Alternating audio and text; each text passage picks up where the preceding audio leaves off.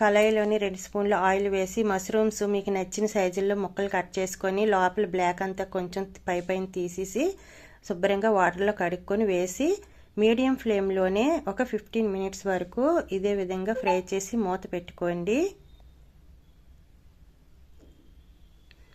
ఇలాగ వాటర్ ఏమి వేయలేదండి, ఆ మష్రూమ్స్లో వచ్చే వాటర్ ఇదంతటిని దీంట్లోనే ఉడుకుతుంది అనమాట. మసాలా తయారు చేసుకుందాం.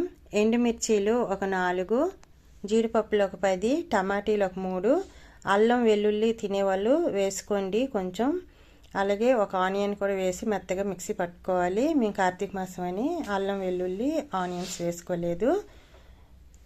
ఇప్పుడు ఇలాగా మష్రూమ్స్ ఉడికాయండి 15 మినిట్స్ వరకు. వీటిని వాటర్లో వేరొక బాండీలోకి తీసుకోండి. 4 స్పూన్ల ఆయిల్ వేసుకోండి. బాండీలోని ముందుగా పేస్ట్ని చేసాం కదా, వాటిని అన్నిటిని కూడా వేసి ఇలాగా ఫ్రై చేసుకోవాలి ఆయిల్ పైకి తేలే వరకు. స్టవ్ని లో ఫ్లేమ్లో పెట్టి మాత్రమే ఫ్రై చేయండి. జీడిపప్పులు ఉంటాయి కాబట్టి పేస్ట్ అది అంటుకుంటాయి కళాయికి, అందువల్ల అలా ఫ్రై చేస్తూ ఉండాలి. దీంట్లో garam masala powder 1/4 teaspoon, జీలకర్ర పౌడర్ కొంచెం వేసుకోండి, ఉప్పు కారం టేస్ట్కి తగ్గట్టుగా వేసుకోవాలి, ధనియాల పౌడర్ 1 స్పూన్ ఫుల్గా వేసుకోవాలి, సాల్ట్ 1/4 టీ స్పూన్ వరకు వేసి మొత్తం ఇదే విధంగా ఫ్రై చేసుకోండి. ఇలాగా మధ్య మధ్యలో ఫ్రై చేస్తూ ఉండాలండి, ఎందుకంటే కళాయికి అడుగంటికి పోద్ది కాబట్టి జీడిపప్పు పేస్ట్ ఇవన్నీ ఉన్నాయి, దానివల్ల మధ్య మధ్యలో ఇలా కలుపుతూ ఉండండి. ఇలా దగ్గరగా అయ్యి పైకి ఇలాగ ఆయిల్ తేలింది కదా, ఇప్పుడు దీంట్లోకి ముందుగా ఉడికించి ఉంచిన మష్రూమ్స్ అన్నిటిని కూడా వేసుకోవాలి. మొత్తం కలిపి ఒక 10 నిమిషాల వరకు ఈ మసాలాలోనే ఇలాగ కలిపి ఉంచండి. 10 నిమిషాలు ఇలా కలుపుకుంటే సరిపోద్ది. ఇప్పుడు ఇవి ములిగే వరకు వాటర్ వేసుకోండి. మష్రూమ్స్ అన్నీ ములగాలి, అంతవరకు వాటర్ వేసుకోవాలి.